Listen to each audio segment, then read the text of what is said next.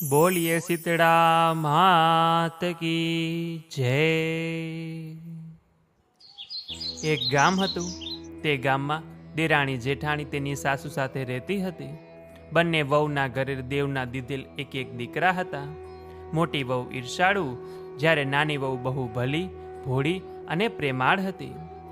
એક વખત શ્રાવણ માસમાં રાંધણ છઠનો દિવસ આવ્યો। સાસુએ નાની વહુને રાંધવા બેસાડી। નાની વહુ તો મધરાત સુધી રાંધતી હતી અને એટલામાં ઘોડિયામાં સૂતેલો છોકરો રડવા માંડ્યો। આથી બધું કામ પડતું મૂકી વહુ છોકરાને લઈને જરા આડે પડખે થઈ અને થાકના લીધે જોત જોતામાં ઊંઘી ગઈ। ચૂલો સળગતો હતો। મધરાત પછી શીતળામાં ફરવા નીકળ્યા। તેઓ તો ફરતા ફરતા નાની વહુના ઘરે આવી પહોંચ્યા અને ચૂલામાં આરોટવા લાગ્યા। પણ આ શું? શીતળામાના શરીરે ઠંડક લાગવાને બદલે લાઈ લાગવા લાગી। તેઓ તો દાઝી ગયા અને આથી તેણે વહુને શાપ આપ્યો કે જેવું મારું શરીર બળ્યું એવું તારું પેટ બળજો। સવારે ઉઠીને વહુએ જોયું તો ચૂલો સળગતો હતો અને પડખામાં સૂતેલો છોકરો મૃત દશામાં હતો।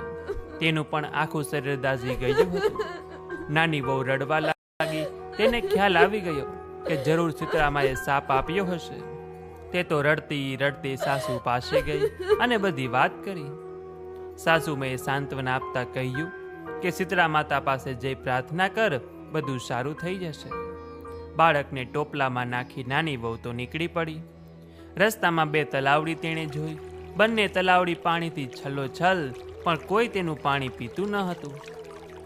જે પણ પીએ તે મૃત્યુ પામતું।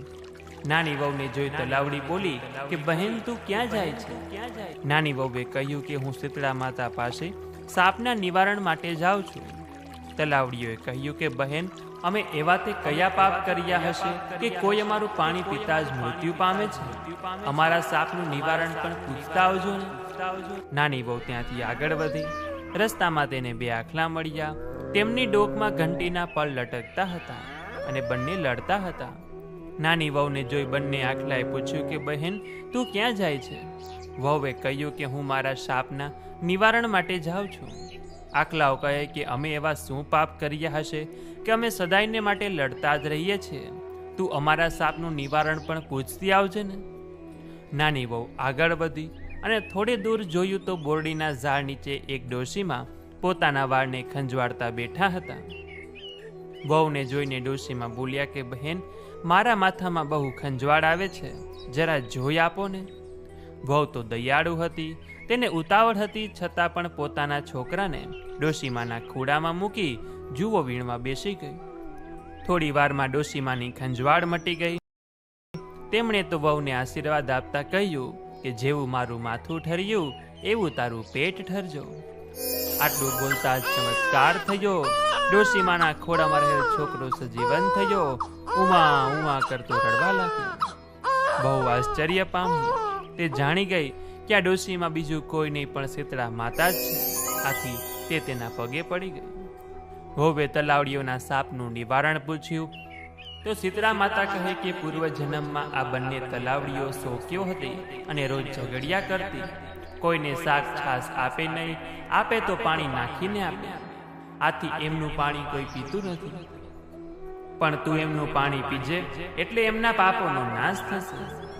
એ પછી વહુએ આખલાઓના સાપ વિશે પૂછ્યું તો તેના જવાબમાં શીતળામાં બોલ્યા કે ગયા જન્મમાં બંને દેરાણી જેઠાણી હતી અને એટલી બધી ઈર્ષાળુ કે કોઈને દળવા ખાંડવા દેતી ન હતી। આથી આ જન્મમાં બંને આખલા બન્યા છે અને એમના ગાળામાં ઘંટીના પળ છે। તું આ ઘંટીના પળ છોડી નાખજે, આથી તેમના પાપ દૂર થશે। નાની વહુ તો ખુશ થતી। શીતળામાના આશીર્વાદ લઈ પોતાના છોકરાને સજીવન કરી પાછી ફરી। રસ્તામાં તેને પેલા આખલા મળ્યા। વહુએ એમના ડોકેથી ઘંટીના પળ છોડી નાખ્યા તો તેઓ લડતા બંધ થઈ ગયા। ચાલતા ચાલતા તલાવડીઓ પાસે વહુ આવી। તેના સાપના નિવારણ માટે ખોબો ભરી પાણી પીધું અને એટલે તરત જ બધા પશુ પક્ષીઓ તેનું પાણી પીવા લાગ્યા। ઘરે આવી તેણે સાસુમાને બધી વાત કરી તો જેઠાણીને ઈર્ષા થઈ।